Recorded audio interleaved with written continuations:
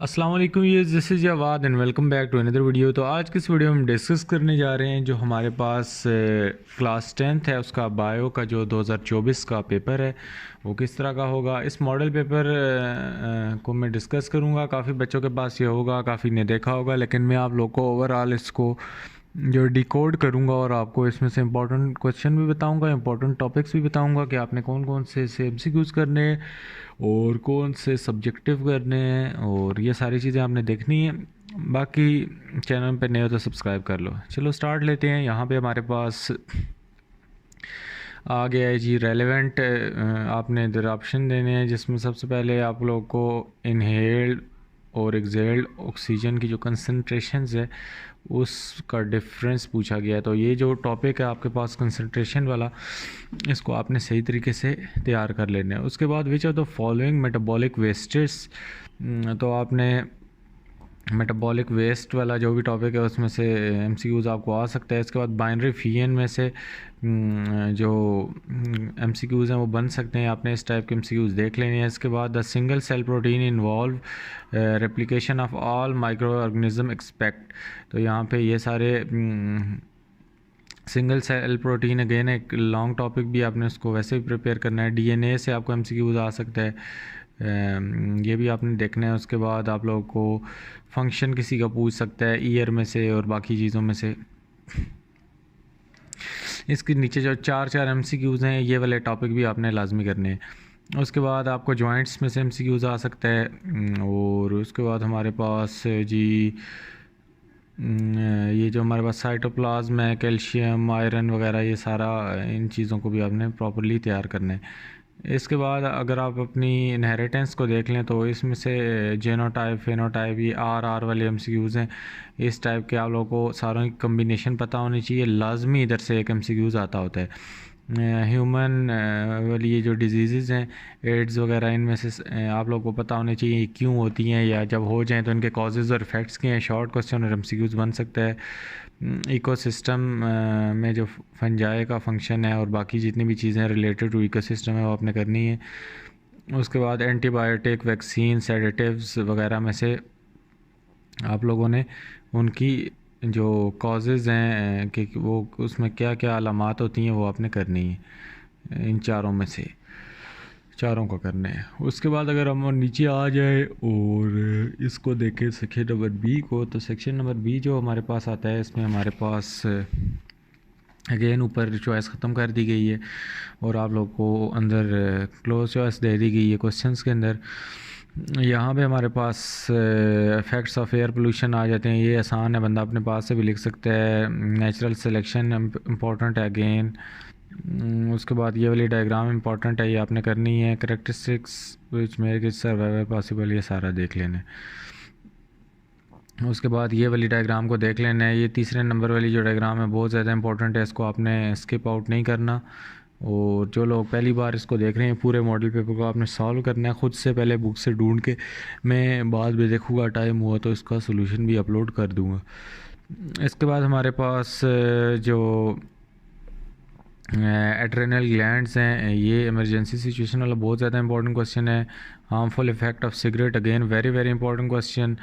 ये spinal cord वगैरह वाला ये सारा आपने लाजमी करना है। ये डायग्राम्स इंपॉर्टेंट है आपके पास, ये वाली बहुत ज़्यादा इंपॉर्टेंट डायग्राम्स हैं। और उसके बाद ये वाली जो मूवमेंट है मसल्स की, again very important. DNA very very very very important, आप लोग को ऑलरेडी पता भी है, इसकी एक डायग्राम वगैरह भी इन्होंने बना दी है।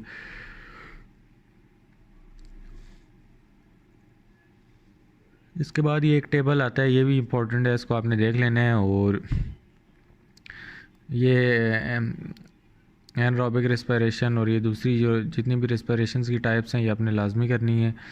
इसके बाद हमारे पास क्रॉसिंग, ये वाला भी आपने कर लेना है। इसके बाद ये लाजमी है डिसऑर्डर ऑफ आई, और ये आई की डायग्राम वेरी वेरी इंपॉर्टेंट है।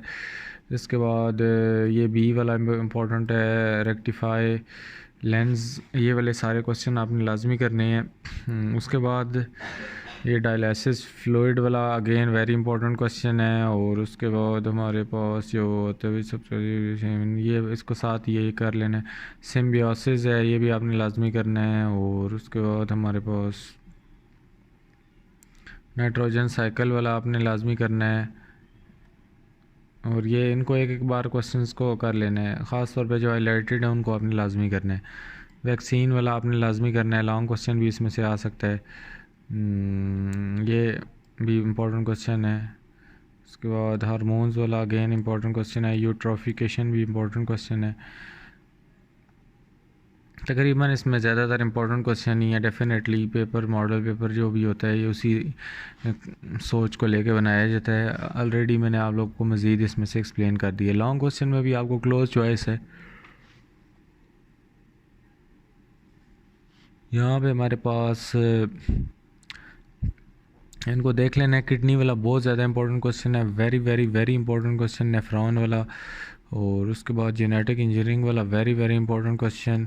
उसके बाद जी हमारे पास एंटीबायोटिक्स को आपने देख लेना है, very very very important long question I. उसके बाद स्केलेटन वाला बहुत ज़्यादा इंपॉर्टेंट क्वेश्चन है, और ये भी इंपॉर्टेंट क्वेश्चन है।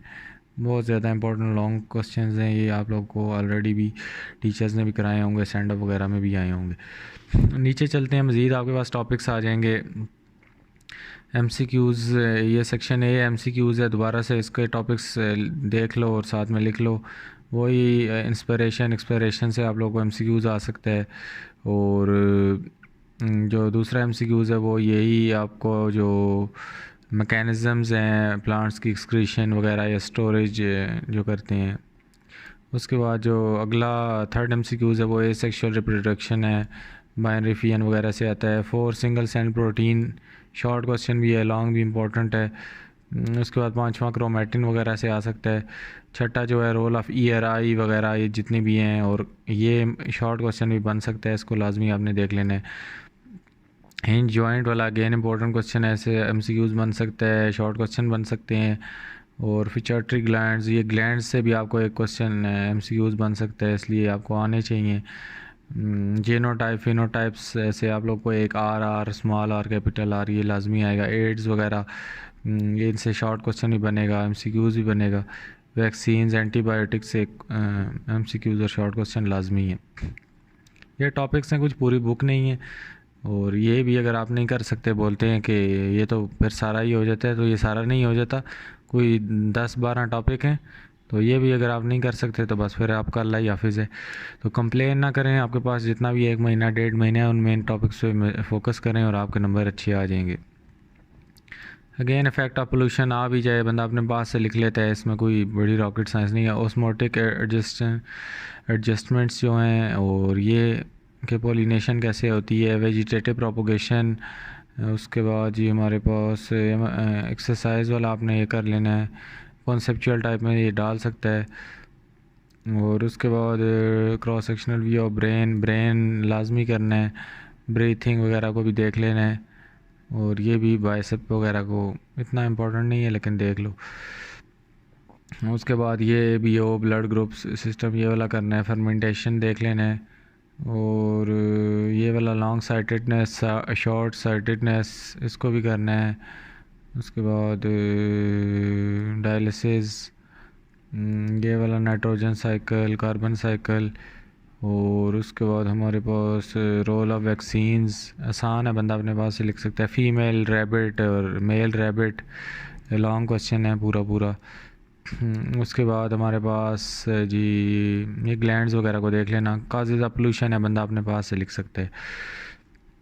सेक्सुअल रिप्रोडक्शन आपने लाजमी करनी है, प्लांट की भी आ सकती है लेकिन इसमें ज़्यादा वो रैबिट शैबिट को देख लेना है।